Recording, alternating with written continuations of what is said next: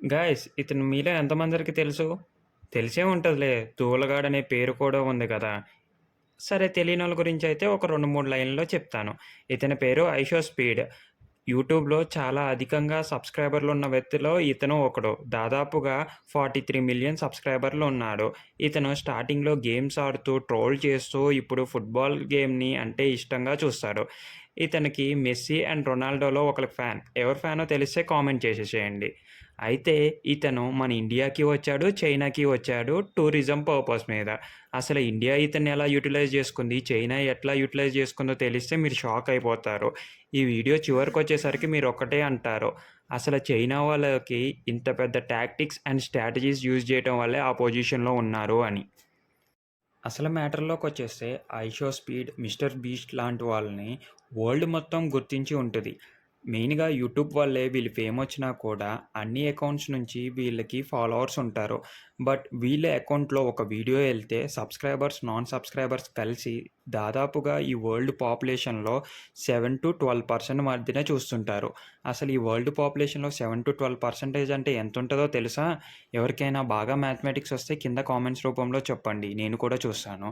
అంత పెద్ద పాపులేషన్ ఉన్న కంట్రీస్‌కి ఆ టూరిజం ఎలా ఉపయోగించుకున్నారో తెలిస్తే మీరింకా షాక్ అయిపోతారు. అసల ఒక కంట్రీ టూరిజంని పబ్లిసిటీ చేయాలన్నా ఆర్ వేరే కంట్రీకి ఉన్న పీపుల్‌కి తెలియాలన్నా కూడా చాలా కష్టపడతారు. అండ్ మార్కెటింగ్ గానీ, క్యాంపెయిన్స్ కానీ ఆర్ ఆ పీఎంఏ సాధారణంగా వెళ్లి మార్కెటింగ్ చేస్తారు. మీకు గుర్తే ఉంటది 'లక్షద్వీప్‌ని' మన నరేంద్ర మోడీ గారు ఎళ్లి ఎలా టూరిజం డెవలప్ చేశారో.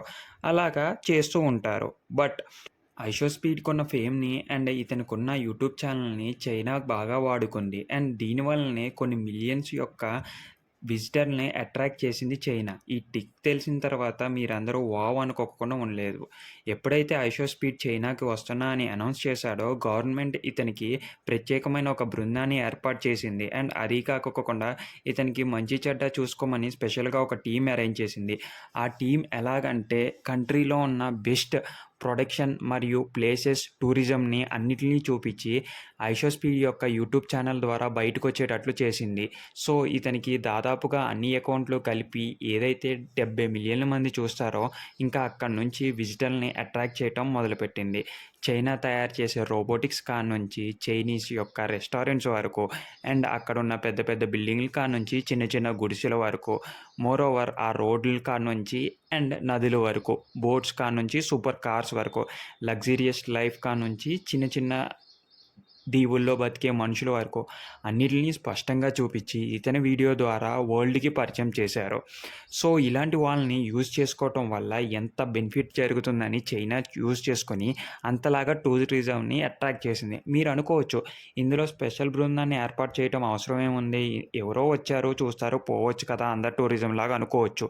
కానీ ఏదైనా ఒక కంట్రీ ఎకానమీగా బిల్డప్ కావటానికి, ఆ కంట్రీకి మనీ సర్క్యులేట్ అవ్వటానికి బయట నుంచి వచ్చే టూరిస్టులు చాలా అంటే చాలా అవసరం ఉంటది. ఎందుకంటే బయట నుంచి టూరిస్ట్ వచ్చినప్పుడు బయట ఉన్న కంట్రీ యొక్క మనీని తీసుకొచ్చి మన కంట్రీలో ఇండైరెక్ట్‌గా ఇన్వెస్ట్ చేస్తున్నట్టే.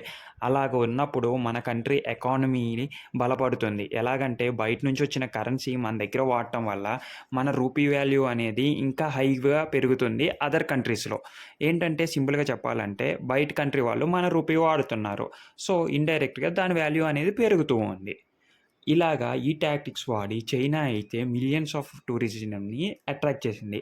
అదే విధంగా ఐషో స్పీడ్ ఇండియాకొచ్చాడు. బట్ మనం కూడా మన దగ్గర ఉన్న ఏ ప్రతి కాయిన్‌కి 2 ఫేసెస్ ఉన్నాయి. మన దగ్గర super luxurious and super quality ఉన్న బిల్డింగ్స్ ఉన్నాయి. అండ్ వరల్డ్ వండర్‌లో ఉన్న ఒక ప్లేస్ ఉంది. అలాగే మౌంటైన్స్, వాటర్ ఫాల్స్ చాలా ఉన్నాయి. బట్ ఇవేమి ఐషో స్పీడ్‌ని చూడలేదు.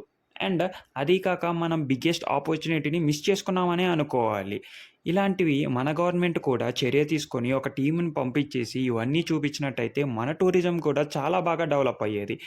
మనకి కూడా మంచి రిసోర్సెసే ఉన్నాయి. అటు నార్త్ నుంచి ఇటు సౌత్ వరకు. మనకున్న హిమాలయాస్ దగ్గర నుంచి ప్రత్యేకమైన గుడుల వరకు.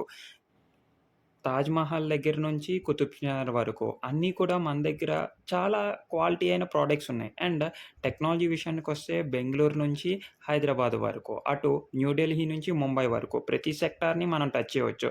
బట్ ఈ ఆపర్చునిటీని మనమైతే మిస్ చేసుకున్నాం అనైతే చెప్పాలి. ఎందుకంటే ఇతని అకౌంట్ ద్వారా కేవలం మనం ఇతన్ని చూసుకున్నట్టయితే ఒక బృందం ద్వారా మనం టూరిజంని అయితే ఎంతలాగా అభివృద్ధి చేయొచ్చో మన ఇండియాకి చెప్పేసేవాళ్ళం.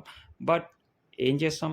చైనా వాళ్ళైతే ఈ ఆపర్చునిటీని యూజ్ చేసుకొని ఇలా కూడా ఒక ఆపర్చునిటీ ఉంటది టూరిజం డెవలప్ చేసుకోవటానికి అనైతే చెప్పారు. మా ఎఫర్ట్స్ మీకు నచ్చినట్టయితే లైక్ చేసి హైప్ చేయండి.